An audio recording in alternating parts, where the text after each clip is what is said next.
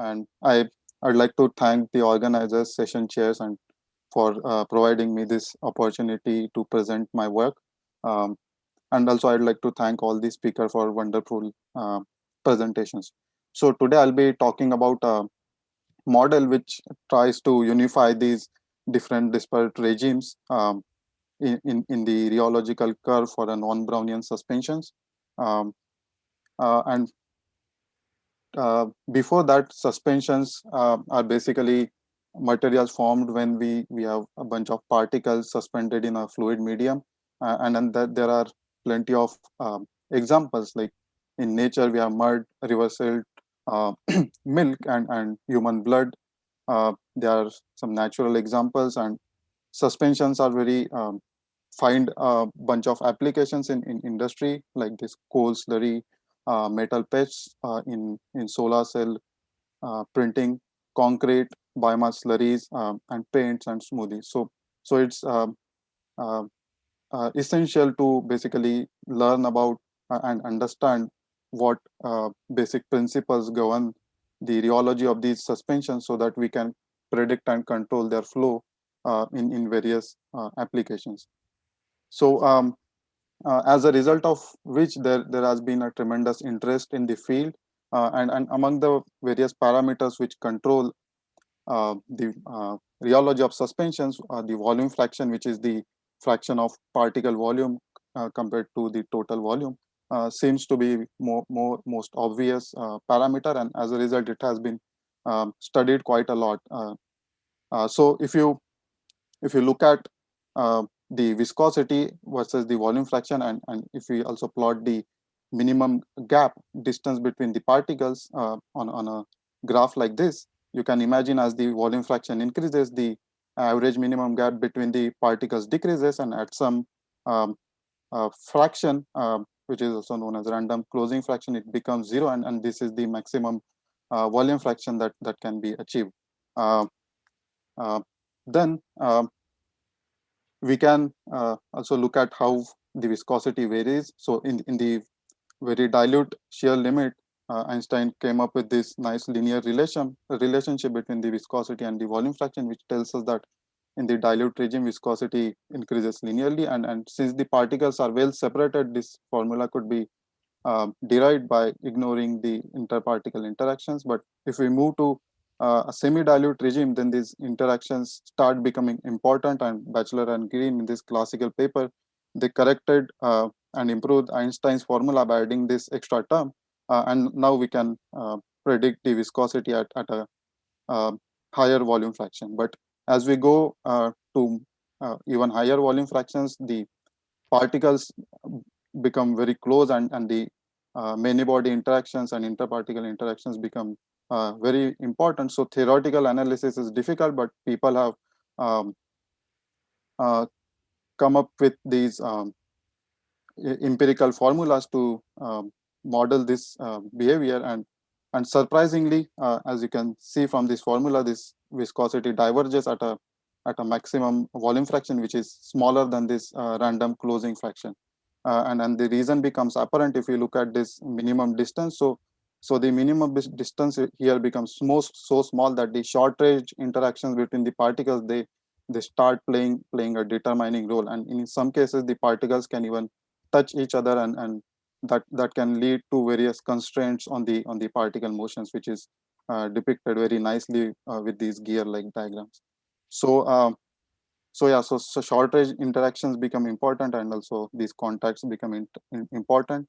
um, and as a result, so at low volume fractions, because particles are well separated, the behavior is Newtonian. But as we increase the volume fraction, the behavior becomes highly non-Newtonian, and essentially rate dependent, which is clear here. So initially the suspension shear thins, then there is this flat line which is the Newtonian plateau, then it undergoes a shear thickening, and finally in some cases it also undergoes the second shear thinning regime at a very high shear rate.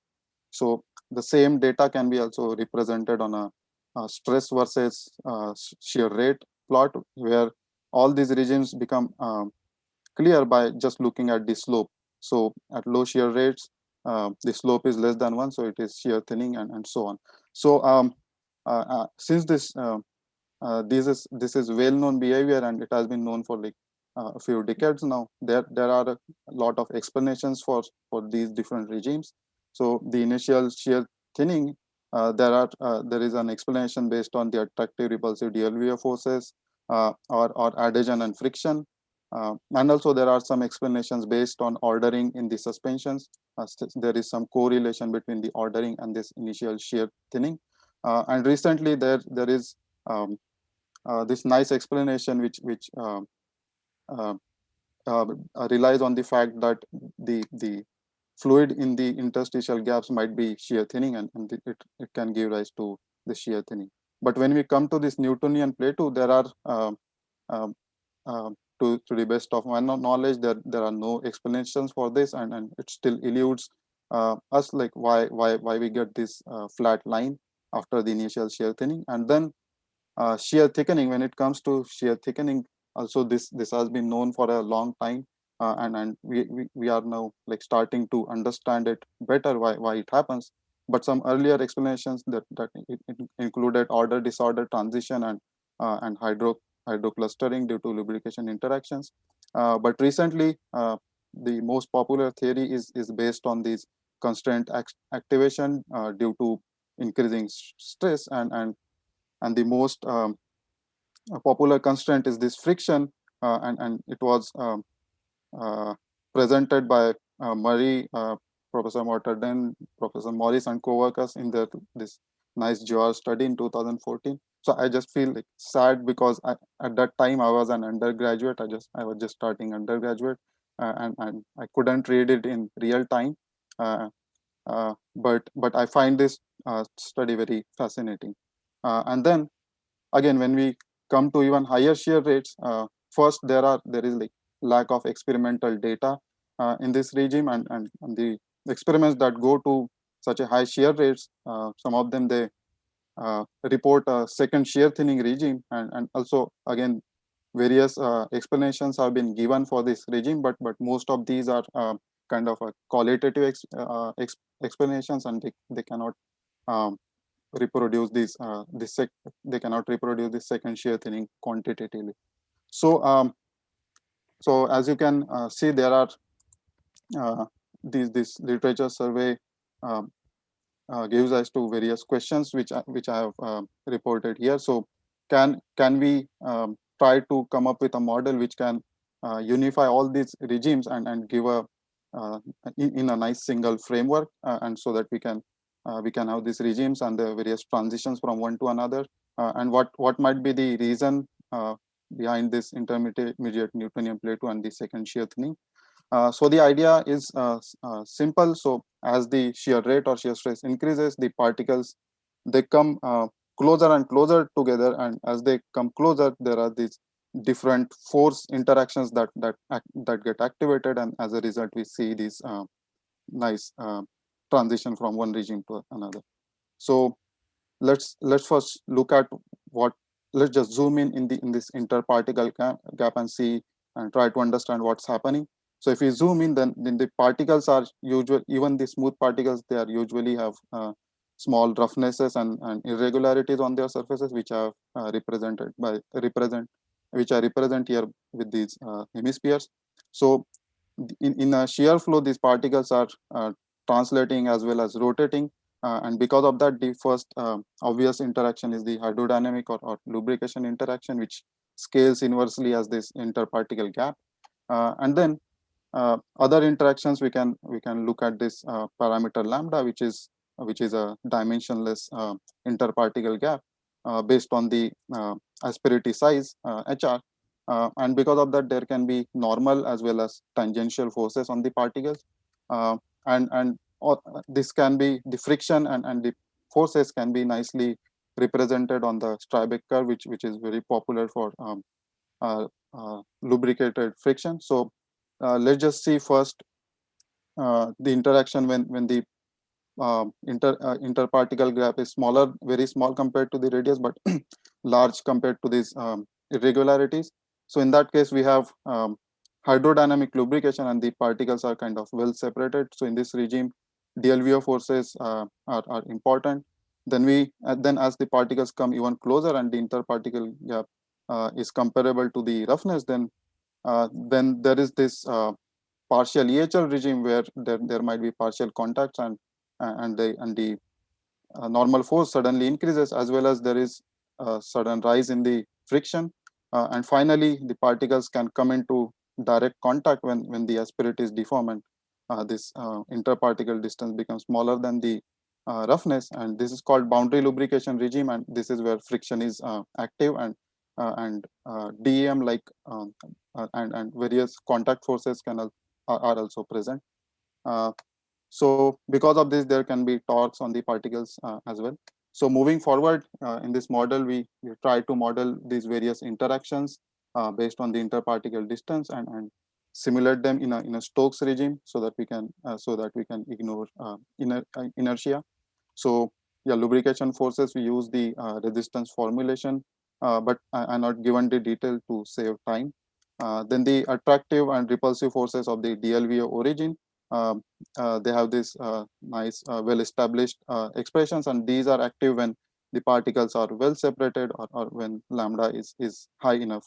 And kappa here is the Debye length, and FR, FAR, all the characteristic magnitudes of these attractive and repulsive forces respectively, and here is the center to center normal vector between the particles.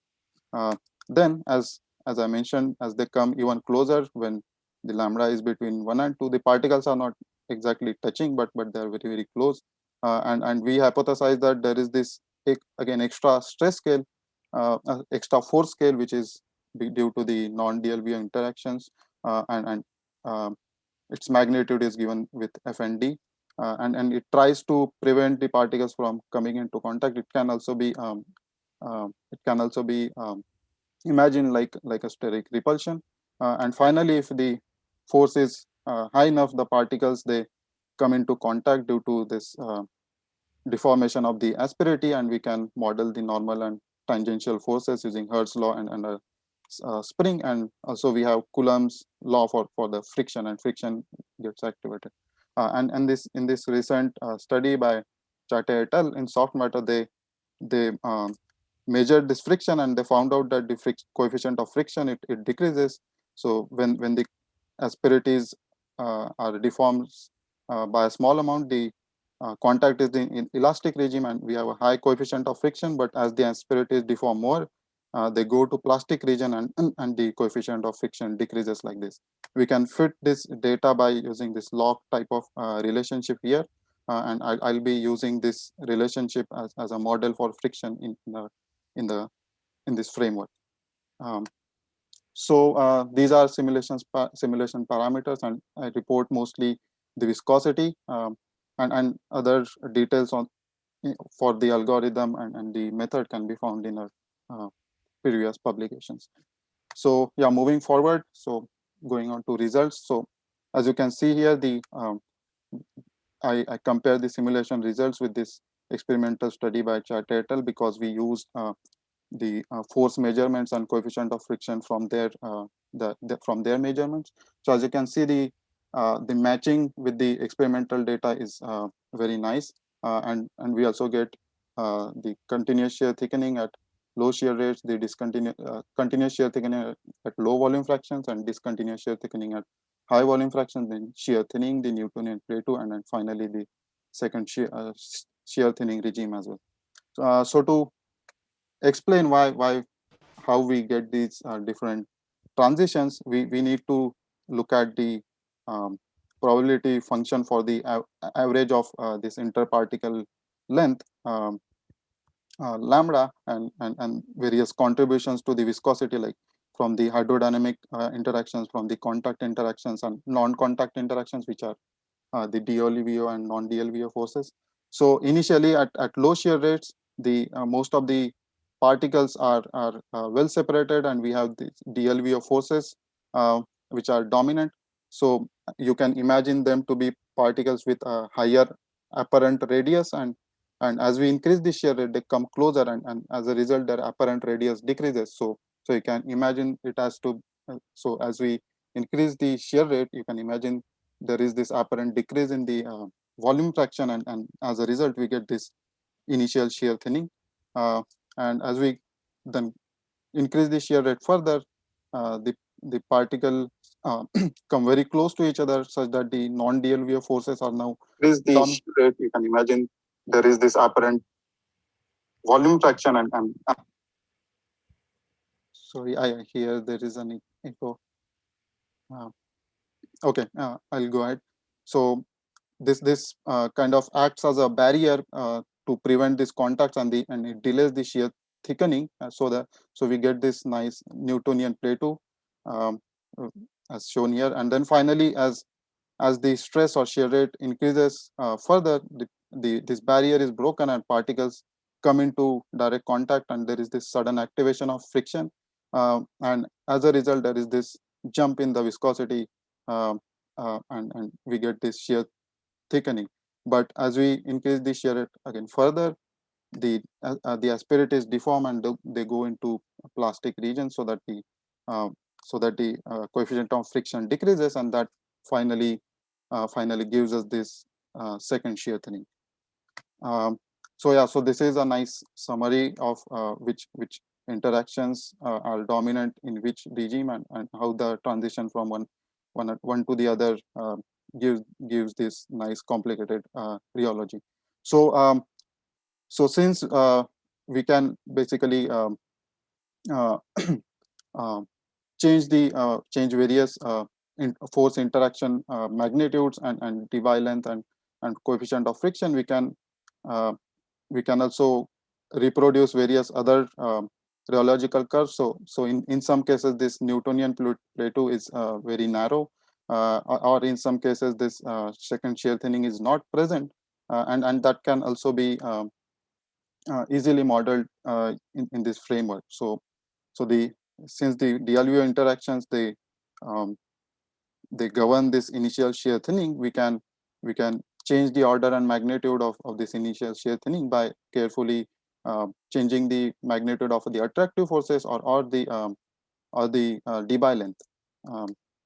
Then the non-DLVO interactions, they basically delay this transition to shear thinning, and as a result they give rise to Newtonian plateau. And so if we if we have like if the non-DLV interactions are not present, or they are weak compared to the others, then you can see here from this green line that there is no Newtonian plateau, and which might be true in some suspensions like silica suspensions, where this Newtonian plateau is very narrow. And finally, in some cases like polymeric particles, we have a significant Newtonian plateau, and in that cases we think that these non-DLVO interactions are playing a fundamental role, and so this poses a nice question to experimentalists, that to carefully and more accurately measure these interactions, so that we can see if there is this nice one-to-one correlation between these interactions and various regimes here. And finally, friction, the role of friction, as I mentioned, is very well studied, and the viscosity, basically the magnitude of viscosity depends on the magnitude of coefficient of friction. So I have run simulations for various friction laws. So the first four, so the log law is from the experimental measurements. This exponential law is just a model, mathematical model, and then finally this cottage kind of law is from the Brismal model, and as you can see, for if you have a higher friction, the viscosity jump is higher, and the viscosity in the second shear thinning is also higher. But if we have a constant coefficient of friction, then this second shear thinning regime is not present, and we get another Newtonian plateau after the shear thickening transition. So again, as I mentioned, this is not this high shear rate regime is not explored in many of the suspensions, so it might be helpful to explore these. I try to finish it up so we have a little time for questions. Okay, yeah. So I'll skip this slide and go to my conclusion slide. So to answer the questions that I initially posed, can we unify? So yes, by carefully modeling all the interactions, and we hypothesize that these non-DLV interactions, they explain the Newtonian play too, and finally the elastic to plastic deformation leading to reduction in friction can reproduce this second shear thinning quantitatively. So with that, I'm open to any questions, and I'd also be happy to discuss more in the discussions session at the end of today's Thank you. session. Thank you. Marco, you want to start with your question on the friction model? Oh, yes. My question is the following. So if you allow the friction coefficient to change in function of some local properties, for example, reducing in terms of normal load, etc.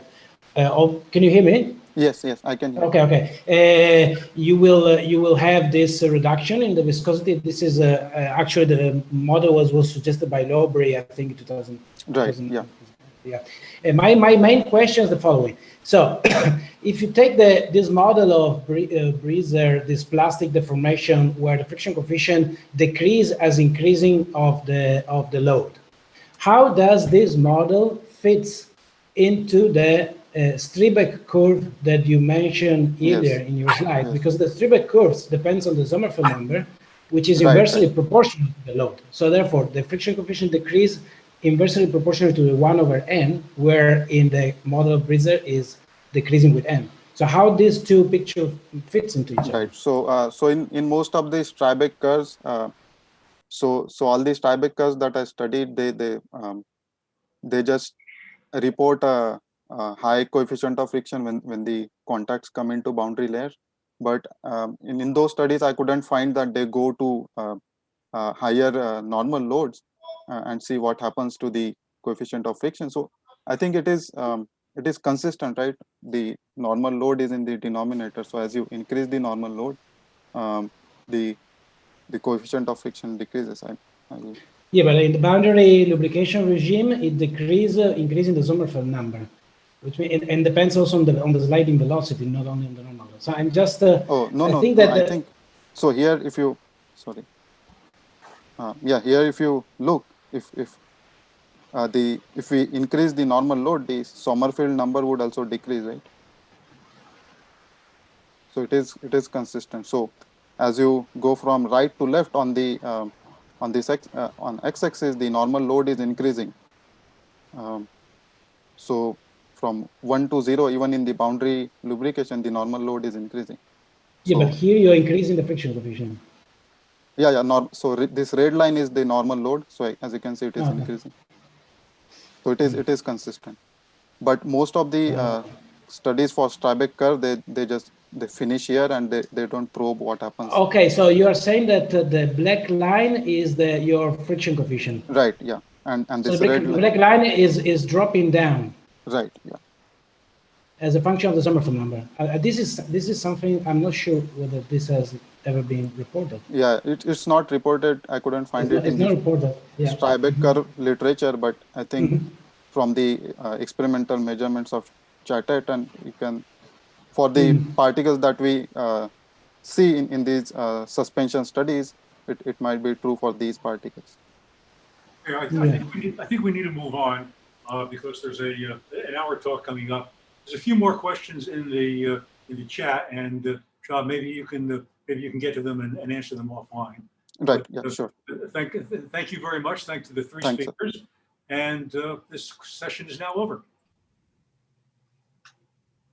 Okay. Thank you, Morten, for chairing, and thanks to all the speakers.